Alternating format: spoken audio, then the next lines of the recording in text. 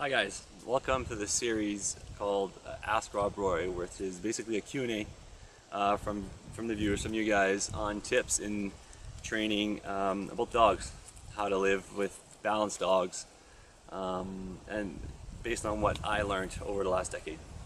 So the first question this week was from Samantha. And Samantha, by the way, if you're watching on Instagram, the full video will be in the profile link because it'll be longer than a minute. So Samantha's dog is a young dog, and from her story, the dog had really calm, was really good for the first 8, 9 months, 10 months of his life, and then from her perspective, he got sick, or he caught something, and then when he came back, he wasn't the same dog. Now, there's certainly a component there where you can get sick, a dog can get sick, or some medications can really alter their behavior for a while. So unless it's really a medical thing, we'll just put that to the side right now. And I just want to sort of expand on this, because what we sort of do as humans sometimes is we apply human psychology to dog psychology, and it doesn't necessarily work that way for them. So dogs don't remember things like we do. They live in the moment. They're very they can switch on, switch off very fast. And so when we have stories about how they feel or how they might look, it's based on our perspective. It's not really based on theirs. They don't really carry around that stuff. Now, having said that, you also have a very young dog, and typically from 9 months to 12, 15 months, there's a big growth there. So it's kind of like the teenager phase, for humans, where a dog may have a certain behavior and all of a sudden it totally shifts because they're really starting to push their boundaries. Now, what your concern is that when you bring him out on a leash walk, he starts to pull and he starts to do all sorts of things where he's trying to take control of the situation. And so your role as the pack leader is to show him that, no, you got this, okay? You're going to control the situation, and all he has to do is focus on you. Okay, this will come in practice, and there's other things that you can do besides the leash walk. But mastering the walk with the leash, it builds trust, it builds that connection, and you'll eventually be able to respect with the dog, because every time there's something else that he wants to go see or he wants to alert to, he'll look to you for the command or for what to do. Okay, so what I'll do is I'll show you the leash walk, and I'll give you two perspectives. One, you'll see me walk with my dog back and forth, and then I'll show you from the dog's perspective what to do, and basically how do you walk your dog beside you. Okay. One of the biggest components of leash walking is your energy and no tension. Okay, so you really want to feel relaxed. Okay, before we go, and if you're in an environment where there's a lot of distractions, it may not be the best place to start the training. You want to set them up for success. So you pick a place where there's not that many distractions, maybe 1 or 2 where you can really easily take him out of it. Okay. So Link, come here. We'll bring Link over here. Okay. So leash. I'll back up a little bit. So any kind of leash works. There's some preferred, some are sturdier than others, so it's a preference. And collar, preferably around here, that you would want attach to it. There are some harnesses and collars where that'll sort of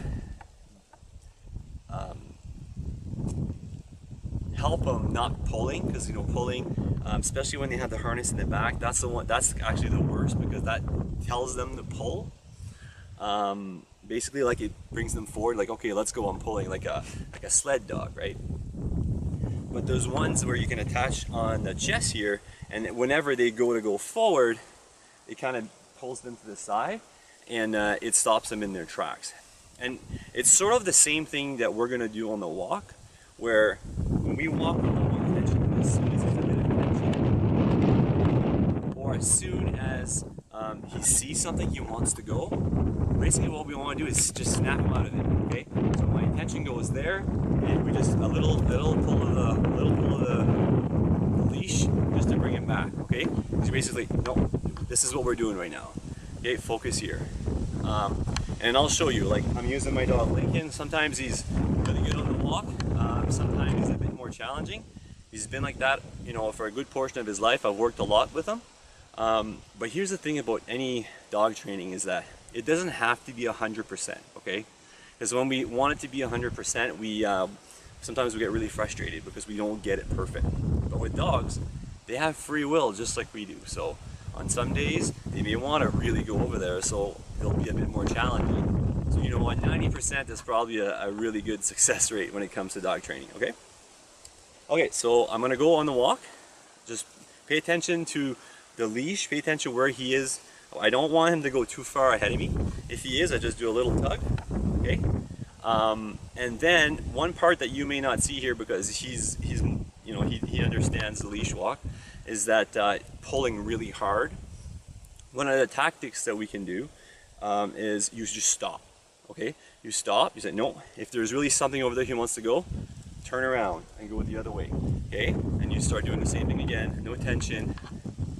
And then if he does it again, stop, try another direction.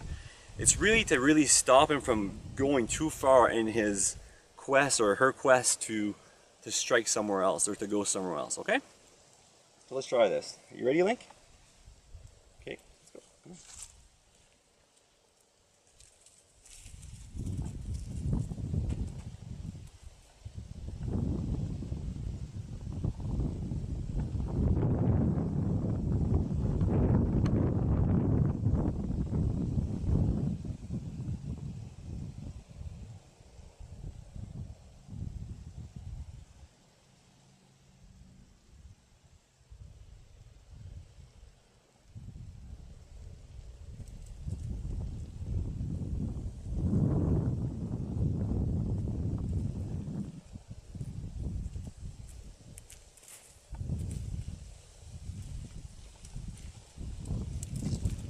Okay, that was pretty good.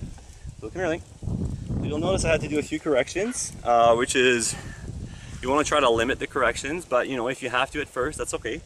If you find that you're doing too many corrections, you might want to take a break, try again a bit later.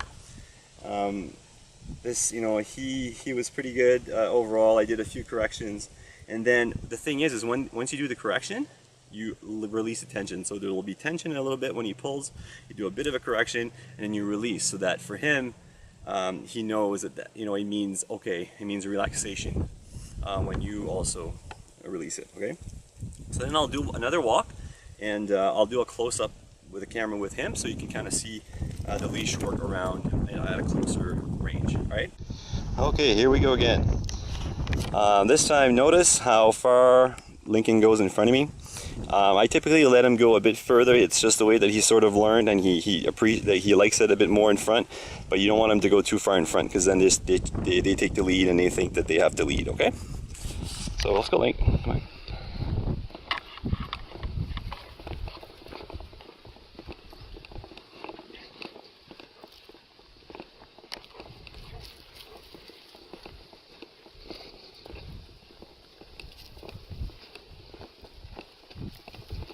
Right there, he's just a bit too far in front.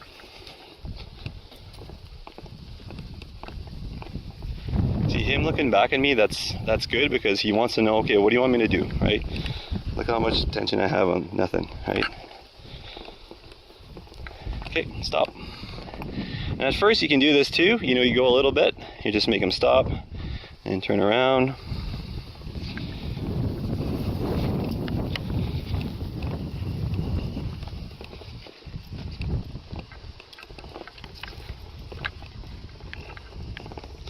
See, smelling. Now you want to keep focus on what we're doing, okay? So a lot of times, stop here.